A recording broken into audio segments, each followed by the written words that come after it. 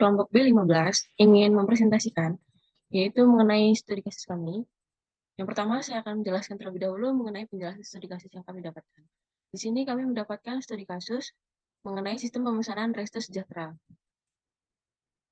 Dalam studi kasus ini, kami akan membuat sebuah UI untuk meningkatkan efisiensi dan pengalaman pengguna yang melibatkan beberapa entitas utama, itu seperti pengguna, pelanggan, dan pegawai.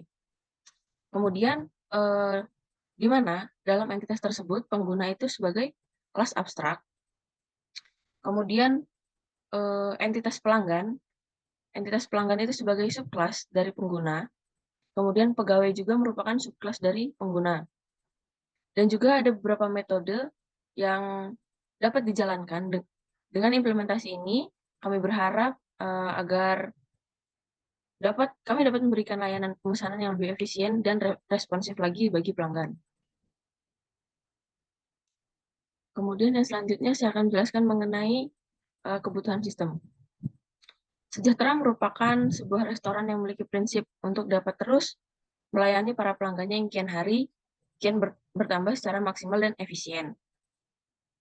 Pada proyek ini akan dirancang sebuah sistem, yaitu sistem pemesanan, yang merupakan sebuah sistem informasi dari restoran sejahtera yang bertujuan untuk meningkatkan pelanggannya.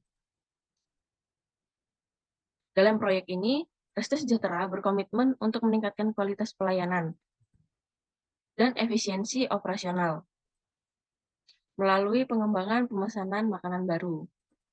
Pengerjaan proyek sistem informasi ini dilakukan sesuai dengan metodologi System Development Life Cycle atau SDLC, yaitu metodologi waterfall. Metodologi waterfall ini dipilih karena sistem request dari sistem informasi yang akan dibangun telah didefinisikan di tahap awal. Baik, yang selanjutnya saya akan jelaskan mengenai kelas diagram.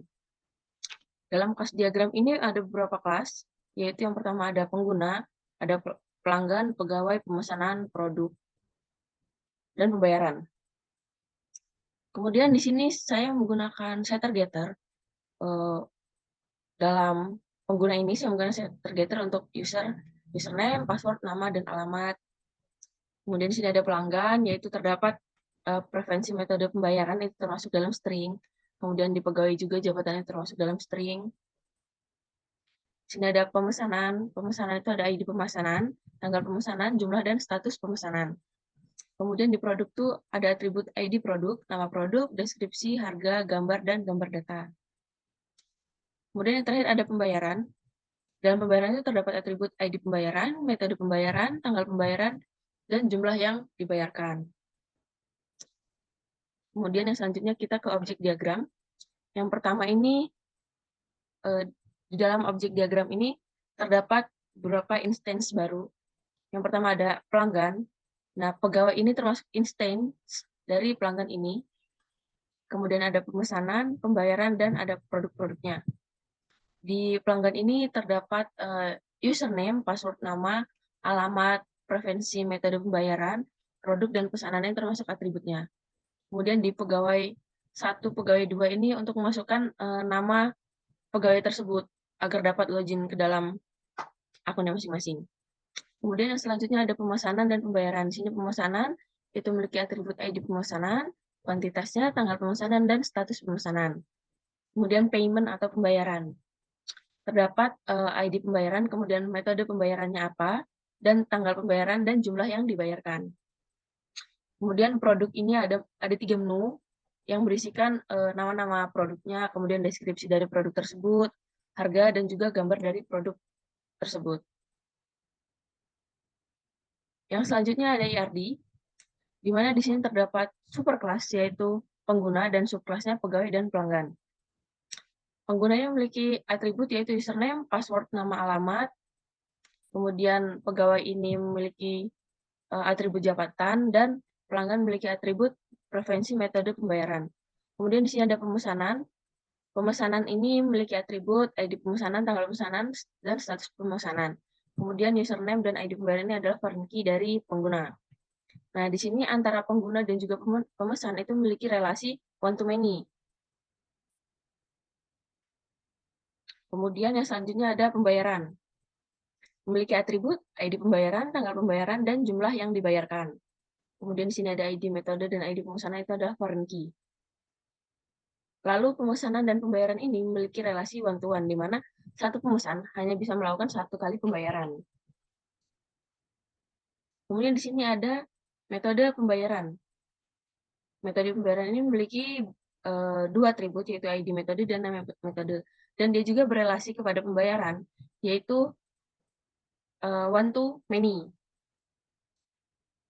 di mana satu metode pembayaran ini dapat melakukan banyak pembayaran. Kemudian yang selanjutnya ada detail pemesanan. Memiliki dua atribut, yaitu kuantitas pemesanan dan total harga, di mana pemesanan dan detail pemesanan ini memiliki relasi one to many, yaitu satu pemesan memiliki banyak detail pemesanan. Dan yang terakhir yaitu produk. Memiliki atribut ID produk, nama produk, deskripsi, harga, dan gambar produk. Dan dia berelasi dengan detail pemesanan, yaitu one to many, di mana satu produk dapat memiliki banyak detail pemesanan. Selanjutnya itu ada kelas diagram. Yang pertama itu login pelanggan.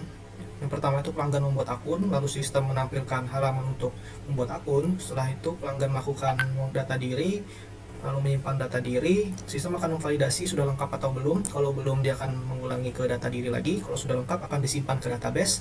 Lalu pelanggan akan melakukan login. Lalu sistem akan menampilkan halaman login. Lalu pelanggan akan mengisi kolom username dan password yang sudah dibuat tadi. Lalu menekan tombol login. Setelah menekan tombol login, sistem akan memvalidasi data. Kalau sudah benar, dia akan lanjut mengarahkan pelanggan ke halaman khusus pelanggan. Kalau belum, dia akan menampilkan halaman login lagi. Selanjutnya itu ada melihat menu untuk pelanggan. Setelah berhasil login, sistem akan menampilkan halaman khusus pelanggan, yaitu fungsinya pelanggan untuk melihat menu, memilih icon menu. Lalu sistem akan menampilkan menu-menu yang tersedia. Selanjutnya itu ada pelanggan membuat pesanan. Setelah melihat menu, sistem akan melakukan penampilan produk-produk yang tersedia. Lalu pelanggan akan memasukkan list-list makanan yang ingin dia pesan. Kalau sudah lengkap, dia akan lanjut menampilkan subtotal produk. Kalau belum lengkap, dia akan mengulangi ke ngisi produk makanannya. Kalau sudah lengkap, kan akan diarahkan untuk mengkonfirmasi makanan, lalu di check out. Lalu setelah itu mengalihkan pelanggan ke halaman pembayaran. Selanjutnya pelanggan melakukan metode melakukan pembayaran dengan sistem pihak ketiga. Setelah melakukan pembayaran, sistem akan melakukan transaksi ke dalam database, lalu melakukan status menjadi diproses pada database. Setelah masuk, mereka akan melanjutkan ke pegawai sebagai memproses pesanan.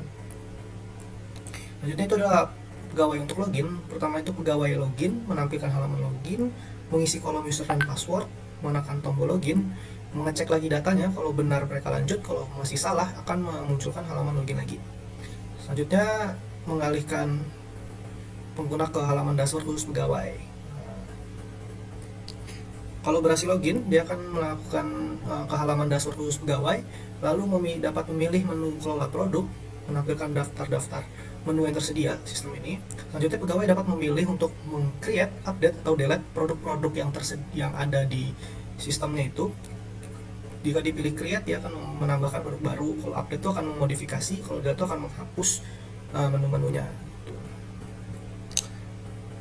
Selanjutnya proses pesanan. Pelanggan ini memesan produk, melakukan pembayaran. Jadi sistem itu kan akan memvalidasi datanya udah dibayar atau belum. Kalau udah dibayar, dia akan melanjutkan ke pegawai untuk memproses pesanan. Nah, pegawai ini mengantarkan pesanan ke pelanggannya. Nah, setelah pelanggan menerima pesanan yang dipesan, nah selanjutnya itu pegawai itu akan mengubah status pesanan menjadi selesai secara manual. Selanjutnya saya akan menjelaskan macam-macam kelas diagram yang diimplementasikan ke dalam programnya. Yang pertama itu ada pengguna abstrak, terdiri dari username, string, password, nama, dan alamat. Nah, username, password, nama, dan alamat. Ini kelas pengguna. Selanjutnya itu abstraknya itu terdiri dari pelanggan dan pegawai. Kalau pelanggan ini kan referensi metode pembayaran. String metode pembayaran dari abstrak pengguna. Selanjutnya kalau pegawai itu jabatan. jabatan. Nah, ini kelasnya. Selanjutnya itu ada kelas pesanan, terdiri dari ID pesanan, tanggal pesanan, jumlah, dan status pesanan. Nah, ID pesanan, tanggal pesanan, status pesanan, dan jumlah. Ini dibuat lagi kelasnya. Selanjutnya ada kelas produk. Produk itu ID produk, nama produk, deskripsi, harga, gambar, dan gambar data. Nah, produk itu ID produk, nama produk, deskripsi, harga, gambar, dan gambar data. Ini kelas produknya. Selanjutnya ada kelas pembayaran. ID pembayaran, metode pembayaran, tanggal pembayaran, jumlah yang dibayarkan. Pembayaran, ya ada ID pembayaran, tanggal pembayaran, jumlah yang dibayarkan. Ini kelas pembayaran.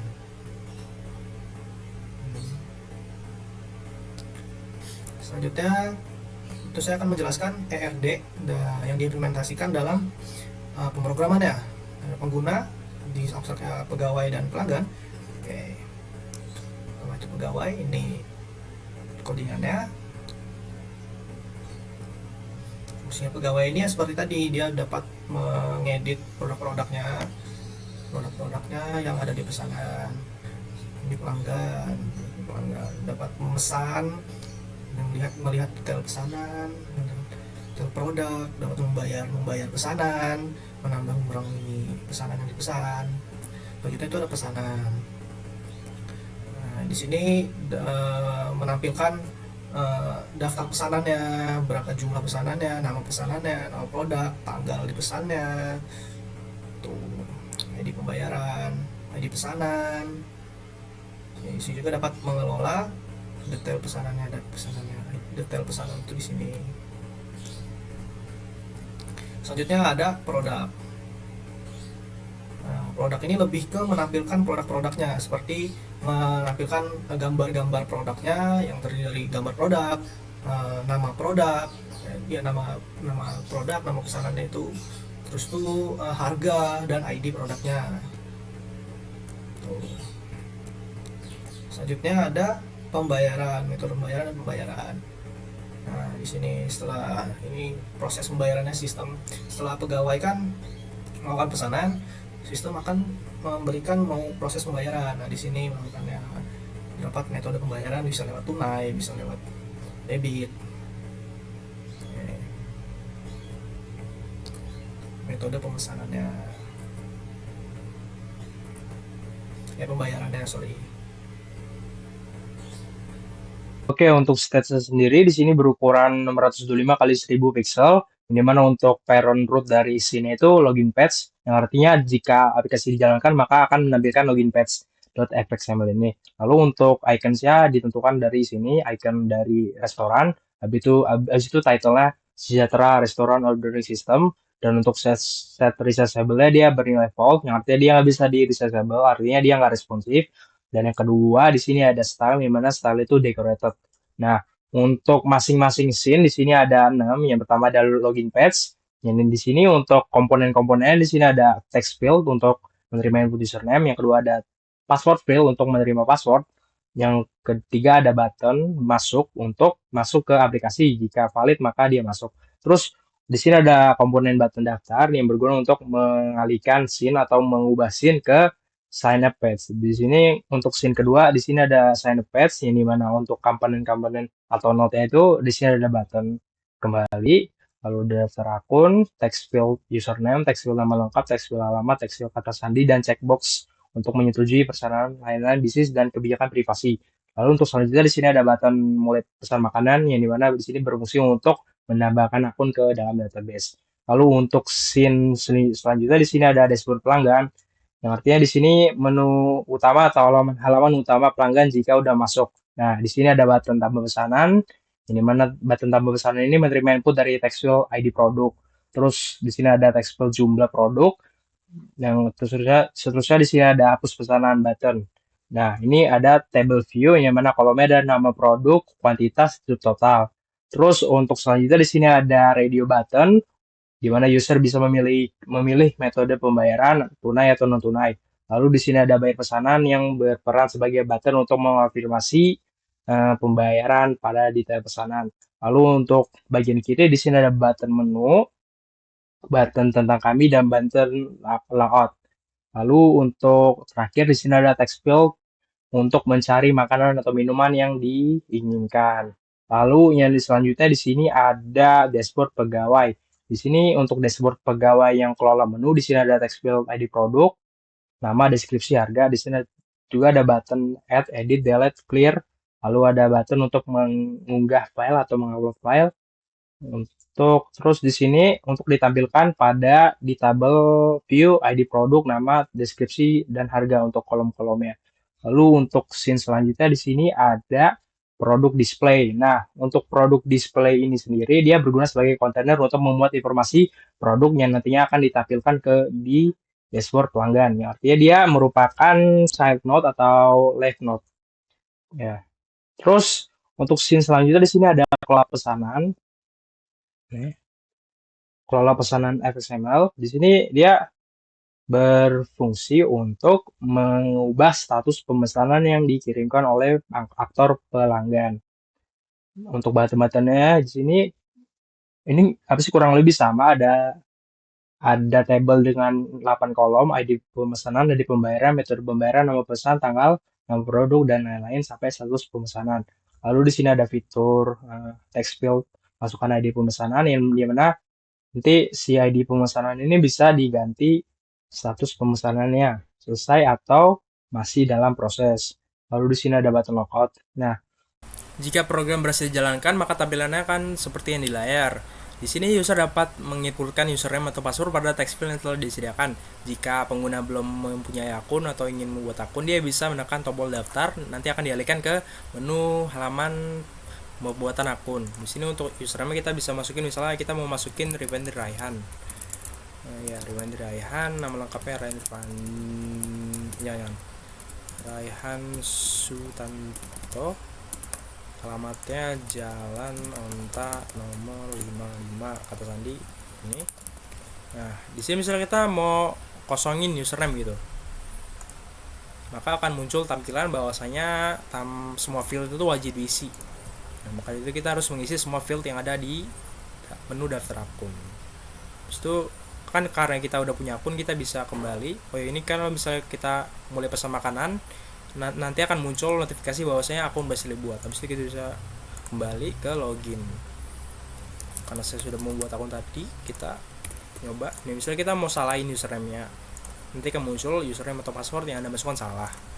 Terus kita masukin yang benar, nanti akan masuk ke dashboard pelanggan. Jika ini ada di tabel pelanggan, maka dia ke dashboard pelanggan. Sebaliknya, jika dia ada di tabel pegawai, dia akan mengarahkannya ke sistem dashboard pegawai. Karena ini kita ingin mencoba yang pelanggan dulu, kita akan ngetes yang pelanggan. Jika valid datanya, maka dia akan masuk ke halaman utama. Di sini pelanggan dapat melihat menu atau mencari menu, misalnya jus jeruk atau Indomie. Dan pelanggan juga bisa masukinnya melalui detail pesanan. Kita ingin misalnya kita mau rendang, coba rendang sama ikan bakar atau enggak Indomie aja dah. Kita klik 2 ini, tambah pesanan. Karena harga per unit rendang itu di angka 35.000, maka untuk subtotal itu ada di 70.000 karena mengikuti kuantitasnya. Nah ini, terus kita mau masukin Indomie ini. Terus kita mau masukin namanya jus jeruk TSK 11. Di sini kan harga 8.000, kita mau satu aja buat minum. Nah, kalau udah kita bisa juga menghapus. Nah, karena sini mau nggak hapus. Nah, habis itu kita di sini bisa memilih metode pembayaran, bisa tunai atau non tunai. Kita milih apa, tunai atau non tunai nih. Oke. Habis itu nanti ada konfirmasi pembayaran, apakah Anda yakin ingin melanjutkan pembayaran. Jika oke, dia akan memasukkan si detail pesanan ini ke tabel pemesanan. Jadi untuk pemesanan kita itu udah dibuat jika kita klik oke. Nah, untuk melihat daftar pesanannya, kita dapat melihat ke N pegawai. Karena pegawai tidak memiliki akun, kita bisa kayak membuat masuk ke akun yang udah kita buat. Di sini untuk kasus ini admin ini sebagai pegawai ya, kita masuk. Nah, dia akan masuk ke dashboard pegawai karena tadi username dan password admin tadi itu ada di tabel pegawai. Maka dari itu dia akan ngedirect si pengguna ini ke ke dashboard pegawai. Di sini untuk pegawai sendiri itu dia dapat mengelola menu dan melihat daftar pesanan. Misalnya kita ingin memasukkan menu yang baru gitu, misalnya item 014. Di sini kita mau masukin cheeseburger, melted cheese in your mouth. Harganya 35.000. Di sini kita bisa add-nya. Nanti kita mau ngambil gambar dulu dari lokal. Di sini kita bisa upload gambar. Namun untuk limit size-nya itu ada di angka 65 KB. Maka dari itu kita akan nyari yang gambar di bawahnya, karena kita pada sistem database-nya menggunakan data type dengan berapa ya? BLOB yang 65 max-nya. Ini burger. Nah, ini terus kita bisa langsungnya add, nanti dia bakal muncul ke tabel menu ini. Nah, ini item 014. Habis itu kita bisa juga kayak ngedit. Ini kita tinggal pilih aja spesifik row yang pengen kita edit. Misalnya kita mau hot cheeseburger, melted cheese and spicy combined in your mouth. Harganya kita naikkan 50.000 gitu. Habis itu kita edit nih. Kita klik edit.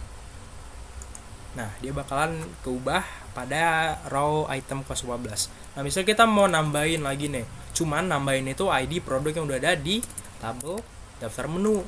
Nah, maka dari itu dia nggak bisa. Misalnya kita tes coba yang asal. Nah, ini 15.000. Maka dari itu dia akan muncul tabel dia bakal muncul pop up notification bahwasanya ID produk itu harus unik. Nah, oke, klik itu oke. Nah, karena tadi kita udah mesen item tadi dari N si pelanggannya, kita dapat melihat dari N pegawainya. Di sini kita bisa lihat. Nah, kita lihat apa saja yang belum diproses. Nah, dapat dilihat bahwasanya di sini tadi kita memesan apa tadi? Rendang iya, Indomie iya, sama jus jeruk. Nah, ID pembayaran dari rendang, Indomie, dan jus jeruk ini dapat kita ubah status pemesanannya dengan cara kayak klik aja, atau bisa juga kita kayak masukin manual ID pembayarannya. Nah, kalau udah sesuai ID pembayaran ini si rendang, Indomie, sama jus jeruk ini, kita bisa menggantinya. Misalnya kita kan udah selesai kayak nganterin makanannya ke pelanggannya, karena ini sistem POS atau on the site, kita tandai selesai. Nah, maka dari itu untuk row dengan ID 1032 ini ID pemesanannya dengan status pemesanan selesai. Habis itu kita bisa log out gitu.